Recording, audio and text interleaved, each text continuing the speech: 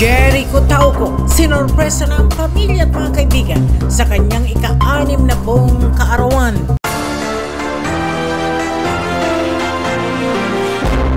Labis ang kasiyahan at pasasalamat ng negosyanteng si Jericho Tauco matapos siyang sorpresahin ng kanyang pamilya, kaibigan at mga mahal sa buhay upang ipagdiwang ang ika-6 na taon ng kanyang kaarawan. Naging masaya po ako na nakasama kayo. Wala po akong ibang ipinasasalamat dahil naging kaibigan ko kayo, naging kakilala ko kayo, naging kapamilya, kapuso, kapatid.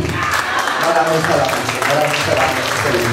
Lingid sa kaalaman ni Tauco ang nasabing kasiyahan na inorganisa ng kanyang may bahay na si Babes Tauco. Ikinagulat din ito ang biglang pagdating ng kanyang anak na si JV. Kabilang sa mga nakisaya sa kaarawan ni Tauco ay sina Mercedes Councilor Noel Ong, San Lorenzo Ruiz Mayor De Los Santos, Labo Mayor Francisco, former Governor Roy Padilla Jr., Bukal Concon Panotes, Bukal Winnie Oco, mga membro ng Rotary Club of Daif North. Bumati rin at takisa sa pagtitipon ng kanyang mga kasama sa negosyo upang samahan siyang magdiwang ng kanyang ka-6 na kaarawan. Para sa CNTV News, James Barmeda, Obog.